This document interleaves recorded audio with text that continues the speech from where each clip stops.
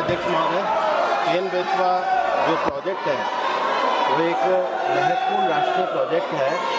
माननीय प्रधानमंत्री जी के नेतृत्व में ये एक बहुत बहुउद्देशीय नदी परियोजना है, जिसके अंतर्गत कुल मिलाकर के 10,62,000 हेक्टेयर एरिया को सिंचित किया जाएगा।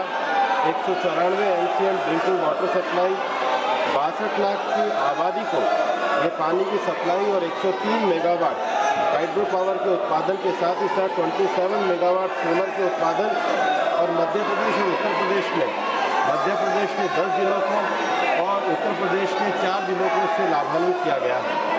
हमारे मंत्रालय द्वारा इसकी पर्यावरणीय स्वीकृति दी गई है और यहाँ के जो बायोडाइवर्सिटी है, फ्लोरा फोना है, यहाँ के जो स्पीशीज है और यहाँ के जो पार्क है, उसके लिए जो मिटिगेशन मेजर्स हैं वो हमारे मंत्रालय द्वारा किए गए हैं।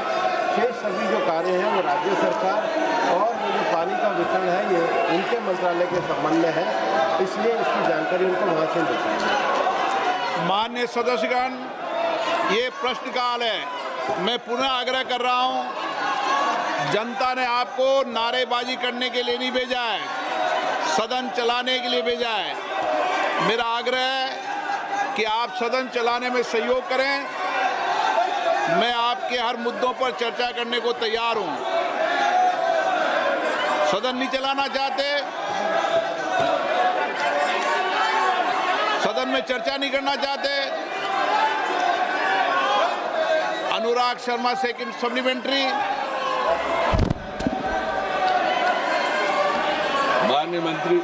माननीय अध्यक्ष जी, ये जो आज यहाँ पर हल्ला बिना बात पे किया जा रहा है और हम लोग सांसद जो विशेष रूप से इतनी दूर दूर से आते हैं अपनी बात यहाँ रखने के लिए, SIR के बावजूद भी ये लोग नहीं मानने के लिए तैयार है। बिहार की इतनी बड़ी हार के बाद भी नहीं मानने को तैयार रहते हैं। इन लोगों को समझना चाहिए कि सांसदों को यही एक मौका मिलता है अपनी बात रखने का। माननीय मंत्री जी से आग्रह है कि केन बेतवा जो इतनी बड़ी सौगात आदरणीय प्रधानमंत्री जी ने बुंदेलखंड के वासियों के लिए दी है, उसमें मैं आग्रह ये करना चाहूँगा कि मेरे कुछ क्षेत्र उसमें से वंचित रह रहे हैं, अगर उसकी DPR में वो क्षेत्रों को और ऐड कर दिया जाए। विशेष रूप से एक गोविंद सागर बांध है मेरे क्षेत्र में, उस बांध को अगर हम ललितपुर की जाखलौन कनाल से राजघाट के डैम से अगर जोड़ देंगे तो हमेशा ललितपुर शहर को पीने का पानी और गोविंद सागर के नीचे के सारे हिस्से वहां से सिंचित हो पाएंगे। यह एक आग्रह मंत्री जी से था।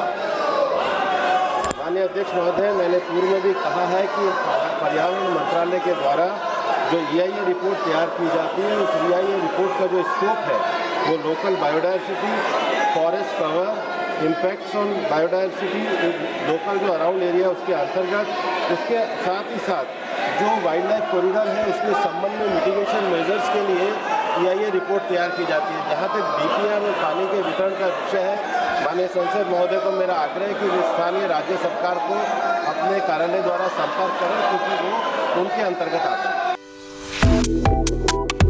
Subscribe to One India and never miss an update. Download the One India app